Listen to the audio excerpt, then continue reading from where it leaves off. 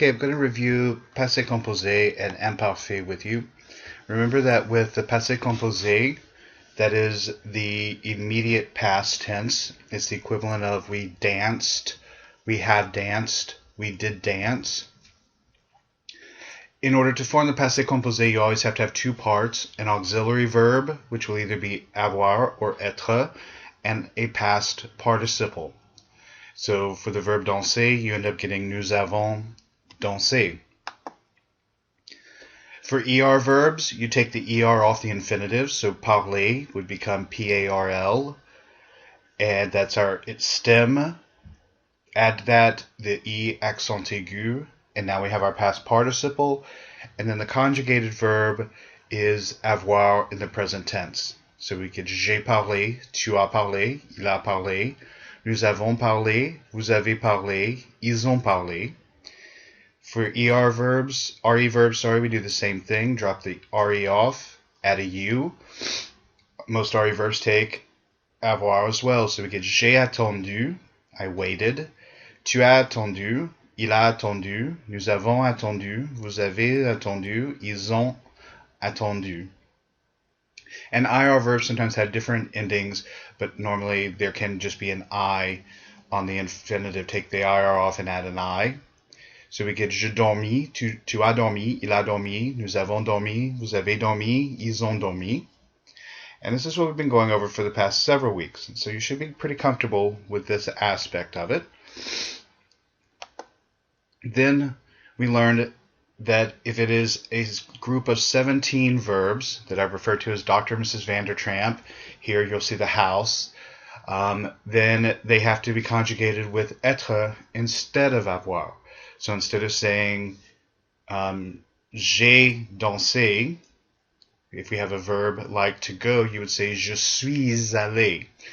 So the 17 verbs that take être, then the first thing we do is conjugate être to match our subject.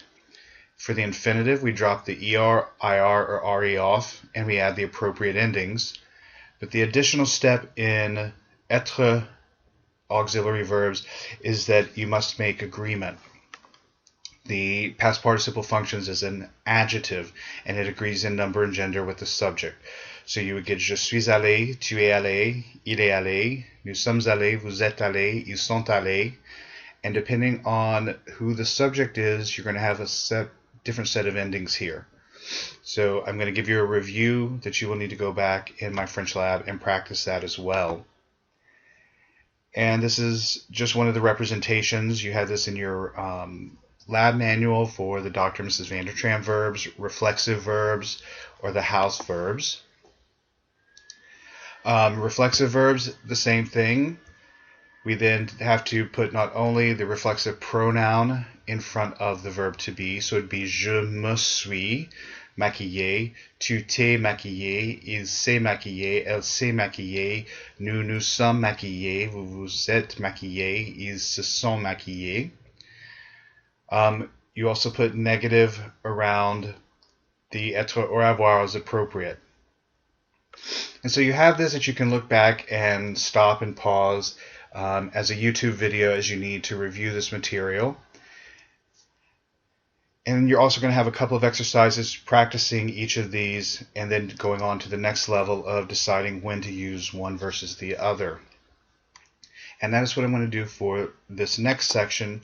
Just very briefly, and it's not from page 184 of your book, I apologize, but these are the common irregulars, past participles that you should know. We then talked about the imperfect. How do we conjugate the imperfect? And the imperfect is where you always go to the present tense, the new form of the present tense. You drop the ONS of the new form of the present tense, and then you add the endings AIS, AIS, AIT, IONS, IEZ, AIENT. Since être is the only verb that does not have ONS in its present tense new form, it gets the irregular stem E accent aigu, T. So to form the imperfect, you always go to the new form of the present tense, drop the ONS, that is your stem, and you add your endings to that.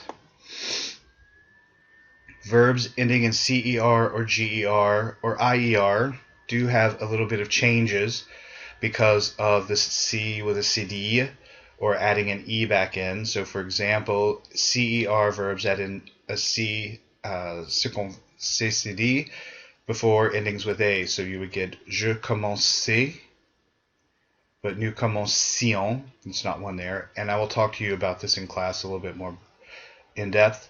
Same thing with the E verbs. And with the I verbs, it's nothing strange. It just follows the rule that if it so happens that we end up with two I's next to each other, we just get two I's next to each other. So nous skions, nous crions, vous prions.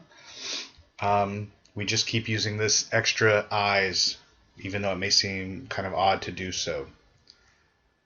What I really want to focus on for a couple of minutes, and then this is what you're going to do most of your practice on for today, and then an all-day class on Tuesday, we're going to be working on the difference between these two tenses. When do we use the imperfect? When do we use the passé composé? And these are some basic rules that you'll find scattered throughout each of your books. They don't give them to you all on one page, but they are all the same 5 or 6 rules for each of them. First, the imperfect. We use the imperfect to talk about background description, setting the scene. It was dark, it was raining, it was cold, the wind was blowing. You couldn't see for more than 2 blocks. The rain was so stinging. So anything that's setting up the scene, background information, weather, etc. Habitual past actions. So any actions that is a habit that we would say over and over again, or we would translate in English to used to. I used to go to church every Sunday. That's a habitual action. Sunday after Sunday after Sunday after Sunday. And to indicate that habitualness of doing it again and again in French, we choose the imperfect tense.